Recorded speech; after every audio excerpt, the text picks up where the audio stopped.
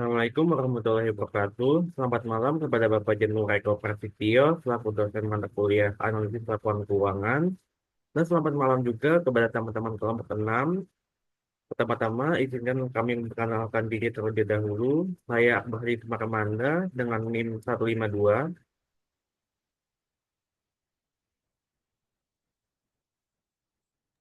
Saya Rahma Stefana dengan NIM 117. Saya Putra Rizky dengan NIM 159. Saya Satria Mandala Bram Tito, NIM 163.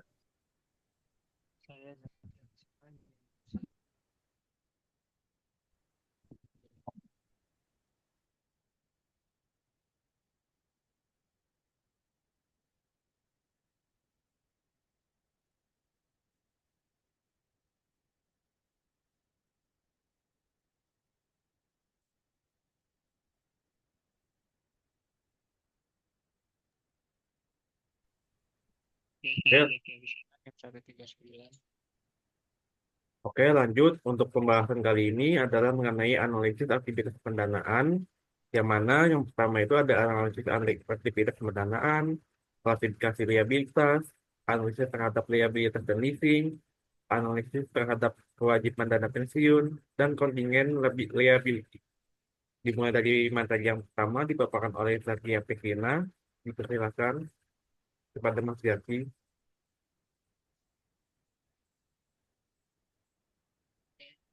Ini aktivitas pendanaan. Jadi dalam analisis laporan keuangan penting untuk memahami bahwa informasi keuangan perusahaan ini tidak hanya mencerminkan kinerja operasional dalam menghasilkan laba, tapi juga memperlihatkan bagaimana perusahaan memperoleh dan mengelola sumber daya modal yang dibutuhkan untuk mendukung aktivitas bisnisnya.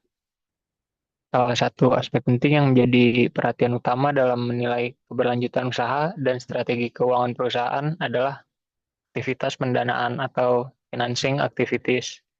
Jadi aktivitas pendanaan ini mencerminkan bagaimana berbagai transaksi yang dilakukan perusahaan itu untuk memperoleh dana dari pihak eksternal, baik melalui pinjaman dari kreditur maupun dari investasi pemilik melalui penerbitan ekuitas, serta bagaimana dana tersebut dikembalikan atau dibayarkan kembali ke dalam sumbernya. Dalam laporan arus kas, aktivitas pendanaan disajikan dalam bagian ketiga setelah aktivitas operasi dan aktivitas investasi. Penyusunan ini mengacu pada pedoman standar akuntansi keuangan atau BSAK nomor 2 yang telah direvisi pada tahun 2009 yang mengatur penyajian laporan arus kas.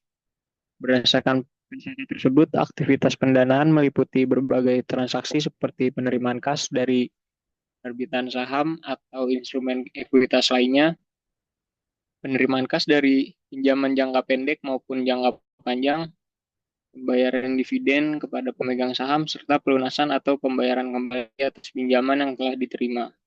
Semua transaksi ini penting untuk dianalisis karena dapat memberikan gambaran tentang bagaimana perusahaan ini mendanai operasinya dan bagaimana perusahaan ini memenuhi kewajiban finansial dari investor dan kreditur. Next.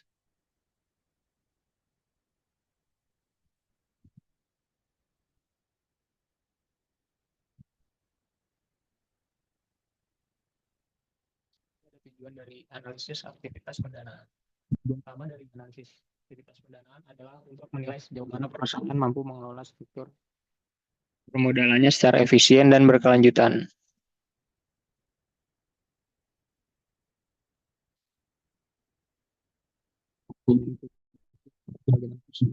Kemudian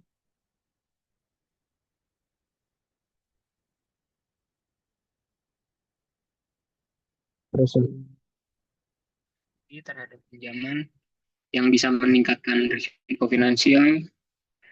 Adakah perubahan dalam struktur modal yang menunjukkan pergeseran strategi pembiayaan seperti peningkatan leverage atau penerbitan saham baru? Selain itu, analisis ini juga dapat melihat kebijakan pembagian dividen. Seperti apakah dividen yang dibayarkan ini bersifat konsisten dan dapat dipertahankan dalam jangka panjang melalui analisis yang menyeluruh terhadap aktivitas pendanaan. Investor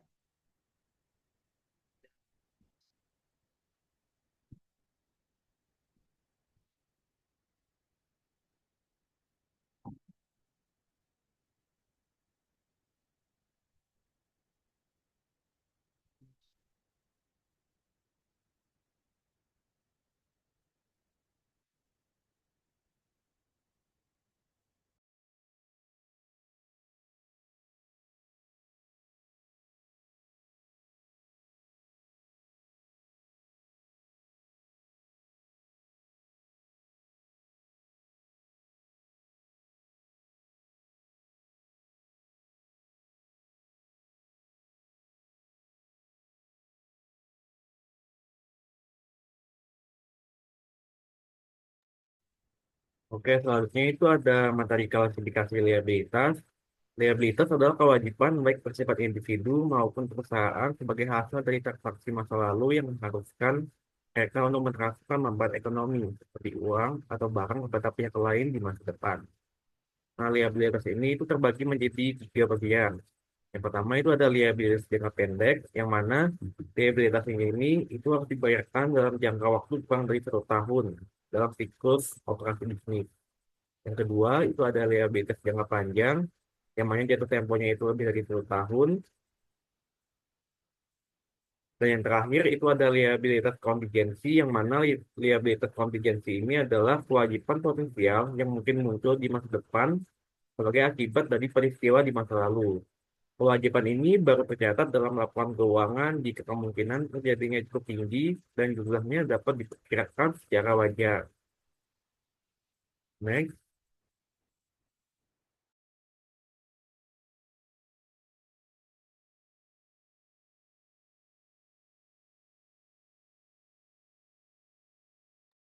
Baik, selanjutnya ada analisis liabilitas. Analisis liabilitas merupakan suatu aktivitas pendanaan yang perlu dibayar di masa depan. Liabilitas pendanaan merupakan bentuk pendanaan dalam kredit seperti wesel bayar jangka panjang, kemudian obligasi, pinjaman jangka pendek, dan sewa. Kemudian kewajiban kegiatan operasional muncul dari adanya kreditor perdagangan, kredit yang ditangguhkan, serta kewajiban pensiun. Nah, analisis aktivitas laporan keuangan terhadap liabilitas ini bertujuan untuk mengukur kemampuan perusahaan dalam menggunakan aktiva yang dimilikinya untuk melunasi kewajiban. Analisis dapat dilakukan dengan cara menghitung rasio aktivitas seperti rasio lancar dan rasio sangat lancar. Dan rasio aktivitas seperti rasio lancar, rasio sangat lancar. Kemudian selanjutnya, ya, rasio sangat lancar ini merupakan menggambarkan kemampuan perusahaan untuk melunasi kewajiban lancarnya. Yang kedua, rasio lancar yang tinggi menunjukkan bahwa perusahaan memiliki aset lancar yang lebih banyak daripada kewajiban lancarnya. Sedangkan rasio sangat lancar ini menggambarkan kemampuan perusahaan untuk melunasi kewajiban lancarnya dengan aset yang sangat lancar. Nah, aset yang sangat lancar merupakan aset yang tidak termasuk persediaan barang dagang dan aset lancar lainnya. Kemudian ada eh, selanjutnya next. Ada analisis leasing. Nah, leasing atau sewa guna usaha merupakan salah satu bentuk pembiayaan dengan perjanjian kontraktual antara lessor dengan leasing atau pengguna. Perjanjian yang berisi di mana penyewa memiliki hak dalam menggunakan aset yang dimiliki oleh lessor selama jangka waktu sewa yang telah disepakati. Ada dua metode akuntansi sewa yang ada dalam kontrak sewa. Yang pertama itu sewa pendapatan atau kapitalis. Nah, sewa pendapatan yaitu sewa yang pengalihan manfaat dan risiko kepemilikannya dicatat sebagai perolehan aset dan menimbulkan kewajiban bagi penggunanya. Kemudian ada sewa operasi. Nah, sewa operasi ini si pengguna mencatat MLP sebagai beban sewa dan tidak ada aset atau kewajiban yang diakui dalam neraca. Kemudian leasing ini dapat diklasifikasikan sebagai sewa operasi hanya jika dari 4 kriteria berikut tidak terpenuhi, yaitu yang pertama ada sewa mengalihkan kepemilikan aset kepada penyewa pada masa akhir sewa, kemudian ada sewa mengandung hak opsi untuk membeli aset pada harga yang disepakati, kemudian masa sewa 75% atau lebih dari estimasi umur ekonomis aset, dan yang terakhir ada nilai kini pembayaran sewa minimum pada awal masa sewa adalah 90% atau lebih dari nilai wajar aset sewa. Kemudian apabila leasing diklasifikasikan sebagai sewa guna usaha modal, maka si pengguna dapat mencatat jumlah yang sama dengan nilai kini dari pembayaran sewa guna usaha minimum selama masa sewa guna usaha. Kemudian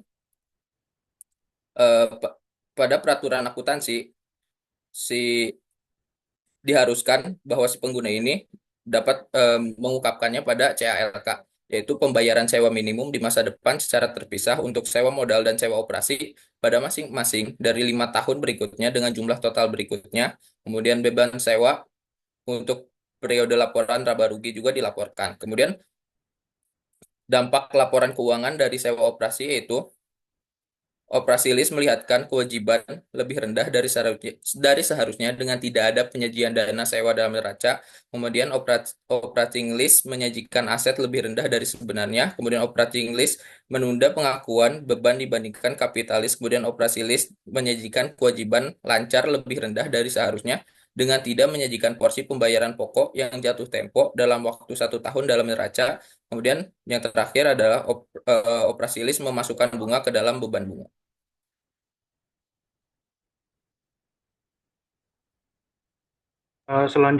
Selanjutnya analisis terhadap kewajiban dana pensiun. Apa itu program pensiun? Program pensiun adalah kesepakatan dengan pemberi kerja untuk menyediakan manfaat pensiun untuk pegawai. Biasanya terdapat 3 entitas dalam kesepakatan ini, yaitu pemberi kerja yang berkontribusi pada program, pegawai yang menerima manfaat, dan dana pensiun. Dana tersebut harus independen dari pemberi kerja dan diberi kuasanya ke wali. Next. Jenis-jenis program pensiun. Yang pertama itu defined benefit. Program ini memberikan jumlah manfaat spesifik yang harus disediakan oleh pemberi kerja. Jadi pemberi kerjanya itu menentukan suatu manfaat dari awal kepada si pekerja. Kayak misalnya, kamu akan mendapatkan setelah pensiun itu 10 juta per bulan, semisal.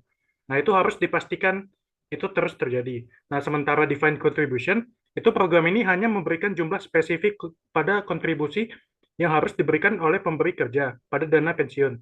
Jadi, pendapatan yang didapat oleh pegawai setelah pensiun itu tergantung dari performa dana pensiun yang ada. Itu tergantung pasar, misalnya pasar lagi positif ya berarti dapat gajinya lebih tinggi. Kalau lagi buruk, misalnya kayak sekarang, turun. Oke, next. Nah, selanjutnya, pengakuan dan pengukuran kewajiban pensiun. Perusahaan dengan program pensiun harus mengakui kewajiban pensiun berdasarkan estimasi pembayaran manfaat di masa depan. Estimasi ini sangat bergantung pada asumsi aktuaria, seperti tingkat diskonto, tingkat kenaikan gaji, dan harapan hidup peserta pensiun. Dampaknya pada laporan keuangan itu, perubahan dalam kewajiban pensiun dapat mempengaruhi neraca melalui perubahan aset atau kewajiban yang diakui. Selain itu, beban pensiun yang diakui dalam laporan laba rugi akan mempengaruhi profitabilitas perusahaan. Next.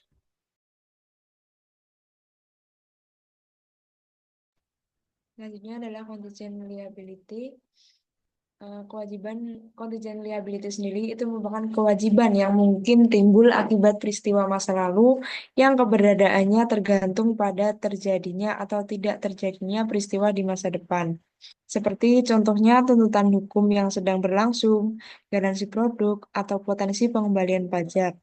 Kriteria pengakuan dari contingent liability yang pertama, kewajiban itu belum pasti. Yang kedua, kewajiban saat ini tidak memungkinkan pembayaran.